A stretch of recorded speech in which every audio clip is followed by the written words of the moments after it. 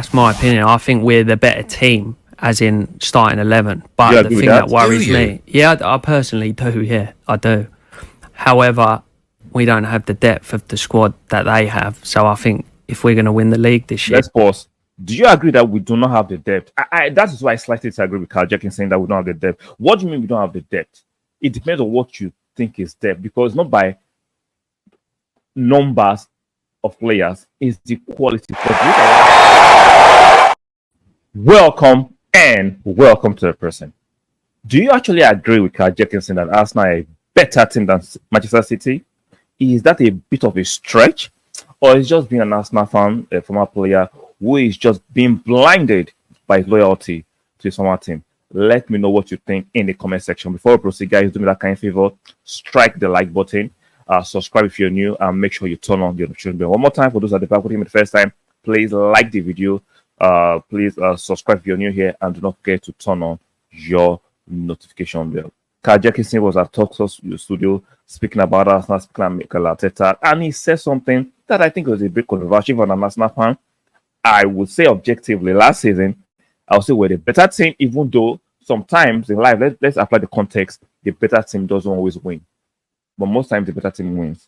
But there's context to it, right? Sometimes the better team doesn't win. If you watch how we played last season, Arsenal were the better team. We're free score, especially in the second half. We're just blatant teams. Unfortunately, some of the errors we had at the beginning of the season or in the midsection came back to haunt us in a bad way. It is what it is. I'll give an example. If you watch the game against West Ham and Fulham, that actually those are games I think cost us the league. And on the flip side, Man City played, I think, Baltimore away and Nottingham Forest away. They shouldn't be winning those games, but there is something. They had something that made them, even though they didn't play as great as they should have played those days, in those games, they managed to squeeze out a win. And on the flip side, Arsenal had 2 bad games and we had 2 losses. And for me, those are games that actually cost us the league. But if you watch the league and look at both teams in totality, Arsenal for me, objectively, it's not me being an Arsenal fan who is just being blinded by some loyalty. No. Arsenal for me, last season, even though we lost the league by just 2 points, were the better team than Manchester City. Some of you will be aggressive, disagree with me, because if you're the better team, why didn't you win? It doesn't always happen like that. Sometimes let's apply some context and let's be sensible. No, so let's listen to what Carl had to say regarding the fact that Arsenal were the better team, even though they lost out on the league. we come very close last year. Do you know what I mean? And I don't think there's much in it at all. What's the difference between the two sides? I don't mean the two Arsenal sides. I mean this Arsenal side and this Man City side. To be honest, 11 v 11, in my opinion, I would back us to beat them. You know. Do you accept that 11 v 11, Arsenal will beat Manchester City? That's an interesting one. I want you guys to tell me in the comment section. What do you think? 11 v 11. Do you think Arsenal will convincingly, compelling beat Manchester City in 1 game or in 2 games or 3 games? That's a tight one. Even though as an Arsenal fan, that's a game. I back us to beat them, but if both teams played, let's say 6 games, do I think Arsenal can make 4 victories over Manchester City? Let me know in the comments. What do you think? If Manchester City played Arsenal in 6 games, who do you think will have the most victories or most losses? That's a tough one. I'll answer that at the end of this video. Let's continue to listen to what Carl Jenkinson had to say. No, that's my opinion. I think we're the better team, as in starting 11. But the thing that worries me, yeah, I personally do. Yeah, I do. However, we don't have the depth of the squad that they have. So I think if we're going to win the league this year, let's pause. Do you agree that we do not have the depth? That is why I slightly disagree with Carl Jenkinson saying that we don't have the depth. What do you mean we don't have the depth? It depends on what you think is depth, because not by numbers of players is the quality. Because if you look at last season, even though we were crying we don't have the depth, we had it in terms of numbers, but were they players that Arsenal, Arteta trusted? Arteta did not trust a player like Fabio Vieira too much because of it was always breaking down. I couldn't plan long term with Fabio Vieira. He did not trust Smith Rowe because of injuries and loss of form in and out of the team. I did not trust Reece Nelson. Even though we had the numbers, but we didn't have the players that he trusted to bring in certain games or to rotate.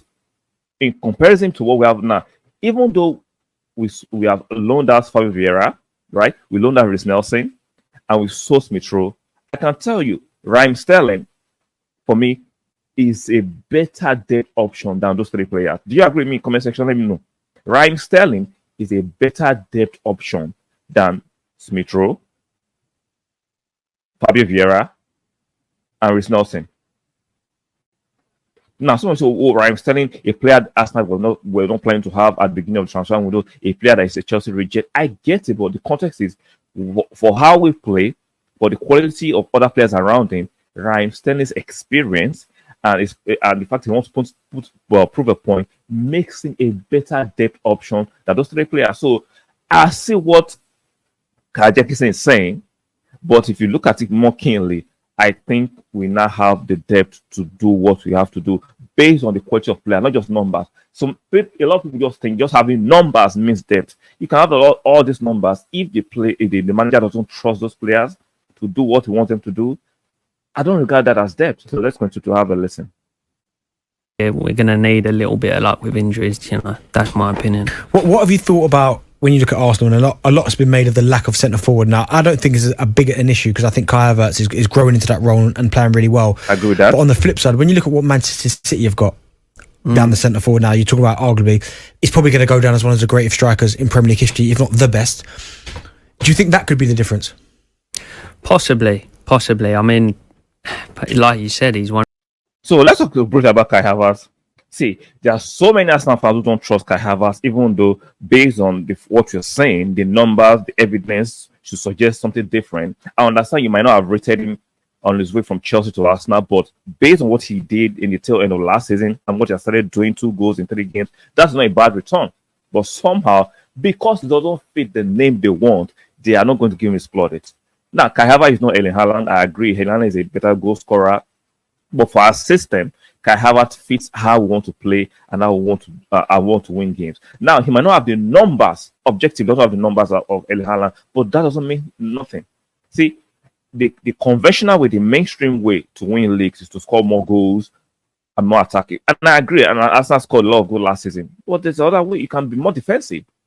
You can be more. There are different ways to apply an ambition. So the mainstream way is to get a 25 to 30 goals scorer, which I agree. But if you don't have that option available in the market, you have to find alternatives. Don't tell me go Carrots. Don't tell me Ivan Toney. Let's pivot that question to the next. Let's forget. Let's be in it because Arsenal do not rate those players. Not only Arsenal, other European teams do not rate those players. By that logic, those players are not options. So we have to go with what our strength, and I think we can do more defensive work than Man City. We might go a bit more defensive, and I subscribe to Arteta is trying to be more defensive.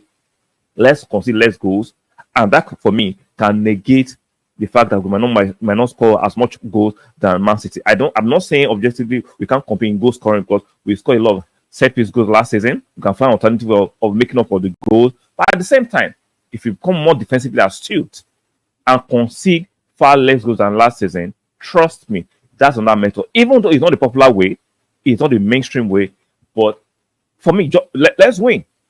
Provided we win the Premier League or the Carling Cup and the FA Cup and Champions League, let's just win those trophies. It doesn't have to be the mainstream way of getting a 30-goal striker, especially if those kind of strikers are not available at the market. You have to improvise. We can't be stuck on one way. We can't be stuck. So, guys, there are different ways to get your destination. Even though there's a popular way, but there can be an alternate route to get to the same destination, provided you are sensible and you are willing to improvise. So let me know what you think about this Carl Jenkinson interview talking about Arsenal, saying Arsenal is actually a better team than Manchester City. Do you agree, or you just think Carl is just being overly generous to Arsenal because he's a fan and a former player? Let me know in the comment section what you think. So on your way out, guys, do me that kind of favor, like the video, subscribe to the channel if you're new, and make sure you turn on your notification bell. Very, very important. One more time, like the video, subscribe to the channel if you're new, and make sure you turn on your notification. I'll be expecting your commentary regarding what you think about Jenkinson saying Arsenal on 11v11 can beat Manchester City. Do you agree, or do you think there's a caveat to that? And do you think Arsenal is a better team, or do you think the caveat to what Jenkinson is saying, or Jenkinson is just being this overly magnanimous fan with overly pivoting to Arsenal than Manchester City. I think both teams are strong teams, and I think on a good day, more than a few good days, Arsenal can beat Manchester City. You guys might not agree with me, but let me know in the comment section what you think. Like the video one more time, subscribe, turn on your notification bell, and I'll see you guys on the next one.